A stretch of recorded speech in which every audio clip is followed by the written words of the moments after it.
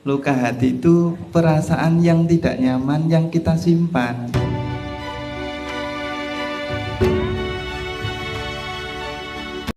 Baik, selamat malam semuanya. Salam sejahtera untuk kita semua. Shalom. Om Swastiastu. Salam kebajikan. Namo Buddhaya. Assalamualaikum. Baik, sebenarnya kemarin Bante sudah memperkenalkan diri.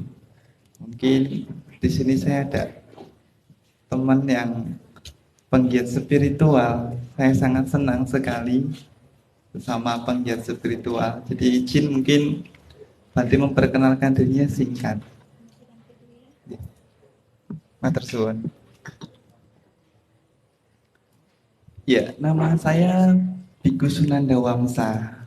Jadi saya biksu yang ditugaskan dalam pelayanan di wilayah timur. Dan namun saya tinggal di Papua Barat, Manokwari, dan saya sebagai biksu masih sangat muda, jadi mohon bimbingan dari teman-teman juga. Ini dalam hal aspek ini saya banyak belajar nantinya gitu. Jadi singkat saja dari Bante, mungkin ini saja. Ya, terima kasih. Selamat malam, Namo Buddhaya. Baik, demikian perkenalan dari Bante. Bapak Ibu nanti teman-teman yang ingin berkenalan lebih lanjut nanti bisa diajak ngobrol-ngobrol. Tetap saya harus memperkenalkan karena nanti kalau tidak honor saya dipotong. Dan selanjutnya kepada Romo Sudi, kami persilahkan untuk memperkenalkan diri.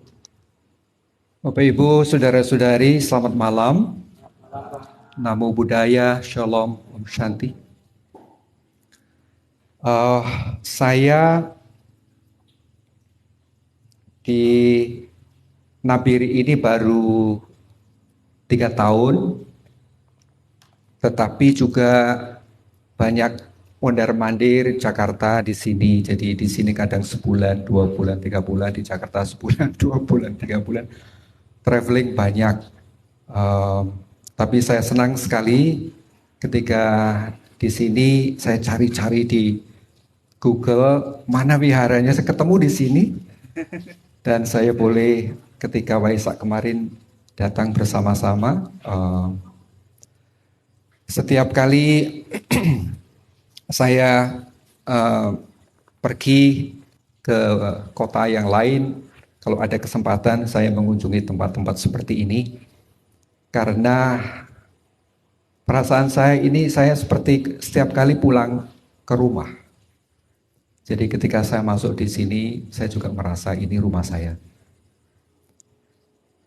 Ketika melihat Sang Buddha di depan, itu mengingatkan itu juga adalah hakikat saya. Jadi terima kasih karena tadi masih sempat sekitar 30 menit saya duduk di dalam.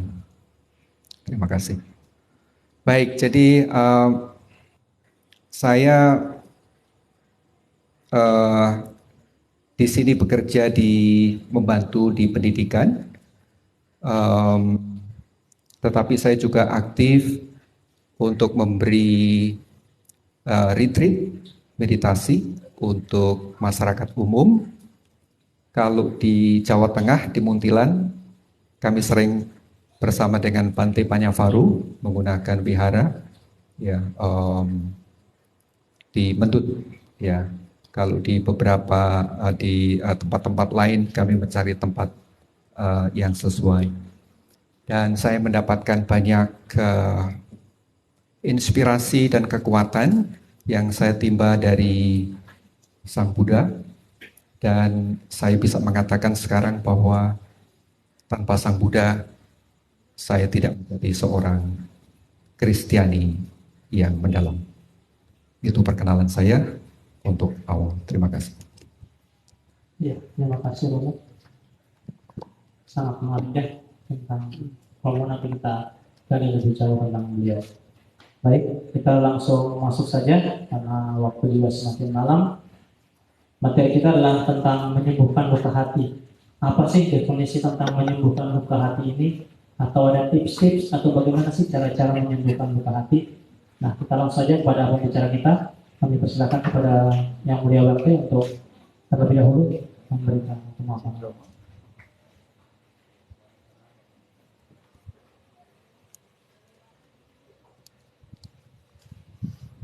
Baik, Bapak Ibu, selamat malam semuanya untuk teman-teman dan salam sejahtera untuk kita semua.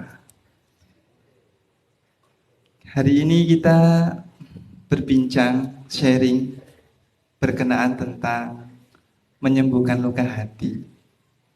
Kalau kemarin kita belajar bersama sehat dengan memaafkan.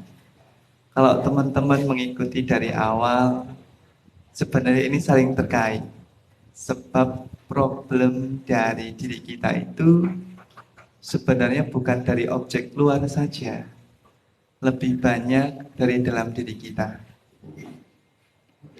Luka hati itu suatu penyakit yang menggerogoti kita. Buddha mengatakan ini sebagai pemikul beban. Jika seseorang itu mempunyai luka hati. Apa sih luka hati? Luka hati itu perasaan yang tidak nyaman yang kita simpan. Entah itu hatred, ya, rasa benci. Kan rasa benci itu kita simpan. Bahkan terkadang kita membenci itu bukan karena tahu, tapi hanya karena katanya. Kata ini dan itu, kita ikut membenci. Padahal kenal aja tidak, lalu disimpan dalam batin kita. Atau mungkin luka hati kita itu karena amarah. Saya rasa di sini kita pernah marah ya. Siapa yang setiap harinya pernah marah? Boleh tunjuk tangan? Ya, cukup banyak. Amarah itu kan daya ketidaksukaan kita kepada sesuatu yang membuat kita nggak nyaman. Jadi luka hati itu bentukan emosi yang ada dalam diri kita berupa kemarahan, kebencian, ya, dendam. Apalagi dendam itu sangat kuat sekali itu. Kalau dalam Buddhis di istilahnya dosa. Dosa yang sangat melekat. Dosa dalam Buddhis itu maknanya kebencian. Benci yang sangat melekat sekali. Jangankan lihat orangnya, mungkin dengar namanya saja sudah tidak suka. Nah, saya rasa kita semua punya dalam batin kita, dalam diri kita. Dan ini kalau kita bawa terus, ini akan menjadi beban hidup kita. Sehingga apa? Ada hal-hal kecil yang sedikit saja, karena kebencian kita tinggi, amarah kita tinggi, ketidaksukaan kita tinggi, maka ketika seseorang yang mungkin itu sepele bisa meledak, marah. Ya. Kenapa? Karena kita memendam. Karenanya di sini Bante akan mengajak bagaimana kita untuk hidup itu penuh dengan penyadaran. Lalu bagaimana sih agar kita itu bisa sembuh dari luka hati kita? Padahal aku suka sembahyang. Kalau umat Buddha itu suka sembahyang, Romo. Waktu sembahyang ya kayaknya khusyuk, nyaman. Tapi setelah keluar dari sembahyang, sumpek lagi. Nggak nyaman lagi. Ya enggak? Dengar ceramah Bante atau mungkin dengar ceramah siapa, oh iya bener. Tapi setelah keluar dari Dhamma Hall, dari Dhammasala, dari tempat ibadah, sumpek lagi, benci lagi, marah lagi, dendam lagi.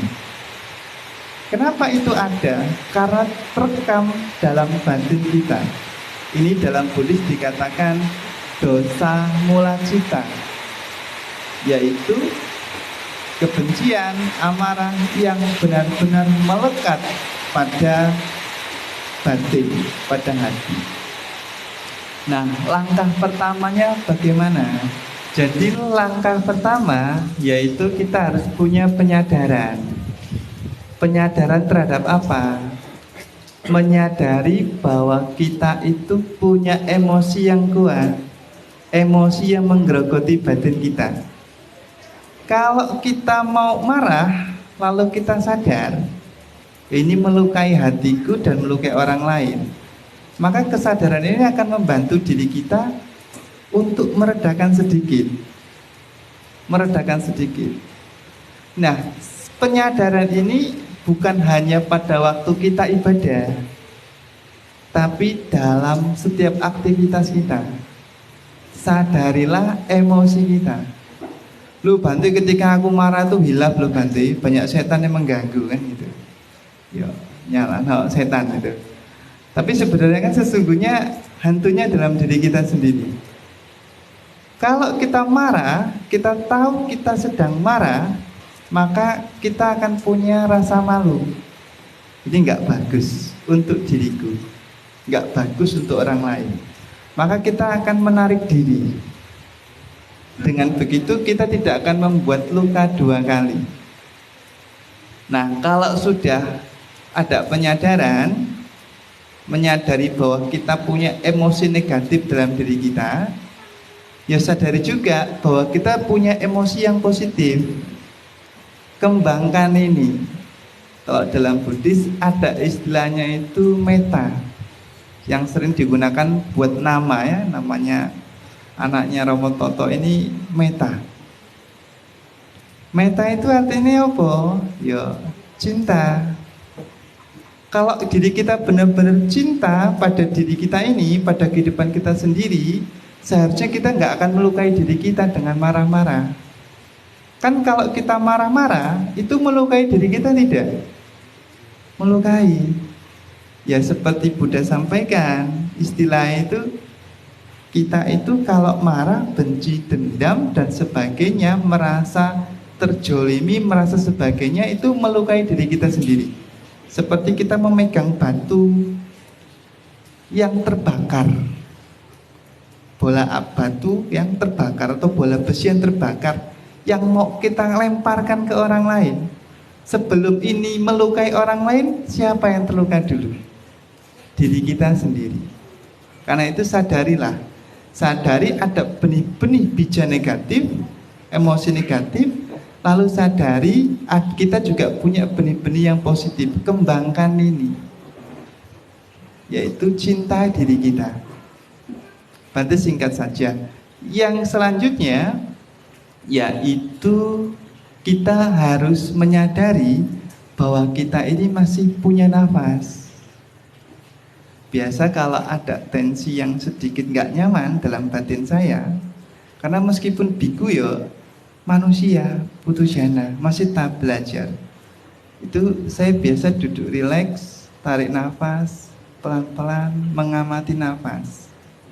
Dengan mengamati nafas, saya menyadari, oh iya aku menungso, aku ini manusia.